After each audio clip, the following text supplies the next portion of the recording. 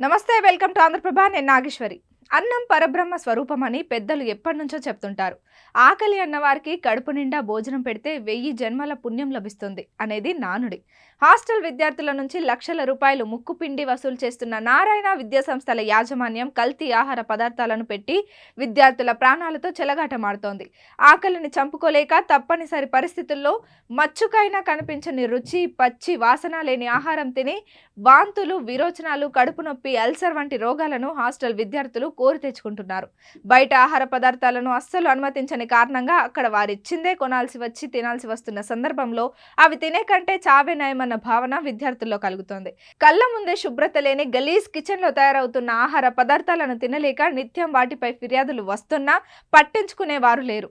ప్రజల ఆరోగ్య భద్రతలపై నిత్యం పర్యవేక్షించాల్సిన ఫుడ్ సేఫ్టీ అధికారులు సైతం ఫిర్యాదులు వచ్చినా అటుగా కన్నెత్తి కూడా చూడడం లేదు.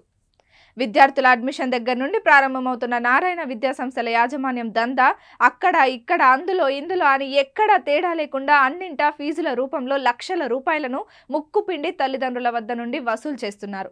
సాధారణ ఫీజుల దగ్గర నుండి హాస్టల్లో ఉండే విద్యార్థుల వరకు హై క్వాలిటీ ఫుడ్ పేరుతో లక్షల రూపాయలను వసూలు చేస్తున్న యాజమాన్యం విద్యార్థులకు మాత్రం సరైన ఆహార పదార్థాలను అందించడం లేదు. సుదూర ప్రాంతాల నుండి ఉత్తమ విద్యా బోధన కోసం వచ్చి హాస్టల్లో ఉంటున్న విద్యార్థుల ఆకలి బాధలు వర్ణనాతీతంగా మారాయి. నాణ్యమైన ఆహారం లభించకపోగా తప్పని పరిస్థితుల్లో వీటిని తిని అనారోగ్య పాలు కావాల్సి వస్తుందంటున్నారు. లక్షల్లో ఫీజులు వసూలు చేస్తున్న యాజమాన్యం కనీసం సరైన భోజన పదార్థాలను సైతం అందించడం లేదని విద్యార్థులు వాపోతున్నారు. తప్పక ఇక్కడ తింటున్న ఆహారంతో లేనిపోని అనారోగ్య సమస్యలు కొని తెచ్చుకుంటున్నట్లు చెప్తున్నారు.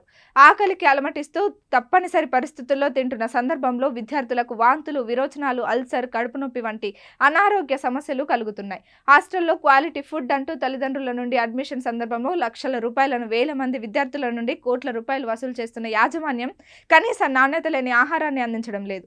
అసలు శుభ్రత లేని కిచెన్లో కల్తీ డాల్టా, పామాయిల్, సోడా వంటి నాసిరకం పదార్థాలను అధిక మోతాదులో వినియోగించడంతో తరచూ అనారోగ్య సమస్యలు తలెత్తుతున్నట్లు చెప్తున్నారు. పదుల సంఖ్యలో ఉన్న బ్రాంచ్లకు ఒకే దగ్గర కిచెన్ ఉండడం, వేల సంఖ్యలో విద్యార్థుల కోసం వండుతున్న ఆహార పదార్థాలకు సరైన మోతాదులో దినుసులు కూడా వాడడం లేదంటున్నారు.